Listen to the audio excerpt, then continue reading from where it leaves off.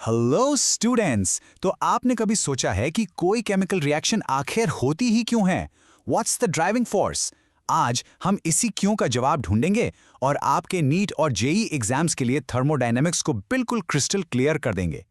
सोच के देखिए, even the great Albert Einstein was convince कि ये थ्योरी यूनिवर्सल है और कभी गलत साबित नहीं होगी।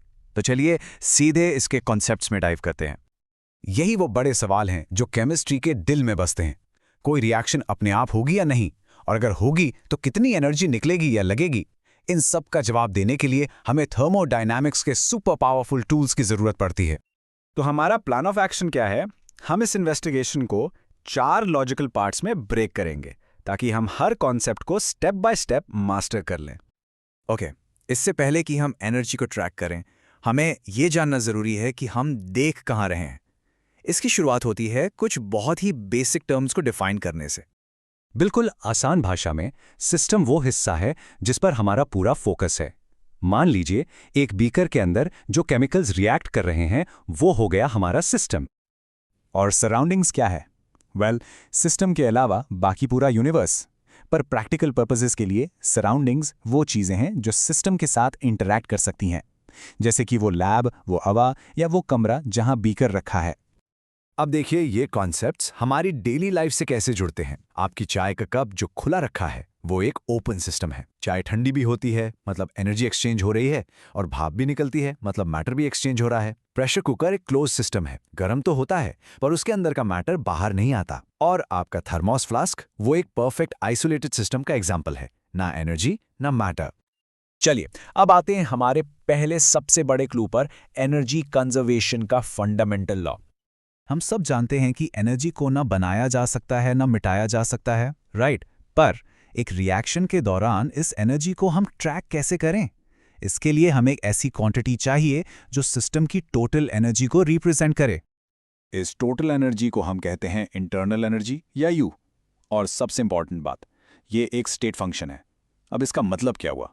इसका मतलब ये कि इंटरनल एनर्जी सिर्फ इस बात पर डिपेंड करती है कि सिस्टम अभी किस स्टेट में है, इस बात पर नहीं कि वो वहां पहुंचा कैसे। इसी वजह से हम इसकी एब्सोल्यूट वैल्यू नहीं बल्कि सिर्फ इसके चेंज को मेजर करते हैं। और ये सिंपल सी इक्वेशन फर्स्ट लॉ को ब्रिलियंटली शो करती है। इंटरनल एनर्जी में जो चेंज है यानी डेल्टा यू, वो सिंपली सिस्टम को दी गई हीट यानी क्यू और सिस्टम पर किए गए वर्क यानी डब्ल्यू का टोटल सम है। That's it. हे, अगर आपको ये एक्सप्लेनर आसान लग रहा है और चीजें समझ आ रही हैं तो एक मोमेंट लेकर इस वीडियो को लाइक करें और अपने दोस्तों के साथ शेयर करें। फर्स्ट लॉ तो बहुत अजीम है, लेकिन ज्यादातर केमिस्ट्री बंद बॉम्ब में नहीं, खुले बीकर्स में होती है। इसलिए हमें एक ज्यादा प्रैक्टिकल, केमिस्ट फ्रेंडली कॉन्सेप्ट की जरूरत है। सोच के देखिए, लैब में रिएक्शंस कांस्टेंट वॉल्यूम पर नहीं बल्कि कांस्टेंट एटमॉस्फेरिक प्रेशर पर होती हैं। इस सिचुएशन को हैंडल करने के लिए हमें एक नए टर्म की जरूरत है, और वो नया फंक्शन है एंथैल्पी या एच। स्टूडेंट्स के लिए जो सबसे इंपॉर्टेंट बात याद रखनी है वो ये है कि चेंज इन एंथैल्पी यानी delta H simply constant pressure पर होने वाले हीट चेंज के बराबर होता है। तो ये है सबसे बड़ा डिफरेंस। अगर प्रोसेस कांस्टेंट वॉल्यूम पर हो रहा है तो जो हीट चेंज है वो डेल्टा यू के बराबर है, लेकिन अगर प्रोसेस कांस्टेंट प्रेशर पर हो रहा है, जो कि लैब्स में कॉमन है, तो हीट चेंज डेल्टा एच के बराबर है। इस इक्वेशन को तो स्टार मार्क कर लीजिए, आपके एग्जाम्स के लिए ये बेहद जरूरी है।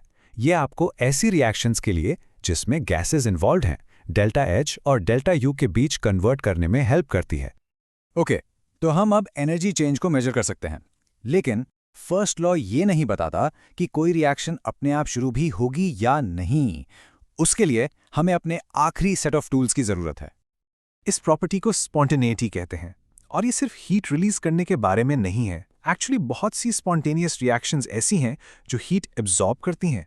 तो फिर असली ड्राइविंग फोर्स क्या है? तो इसके पीछे का राज है एक नया आइडिया, एंट्रोपी। इसे आप केओस या डिसऑर्डर का मेजर समझ सकते हैं।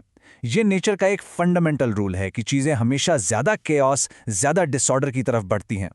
अब आखिरी फैसला सुनाने के लिए हम एनर्जी यानी एंथैल्पी और केओस यानी एंट्रोपी को एक मास्टर फंक्शन में कंबाइन करते हैं, और उसका नाम है गिब्स फ्री एनर्जी। ये है वो मास्टर इक्वेशन जो सब कुछ डिसाइड करती है। रूल बहुत सिंपल है।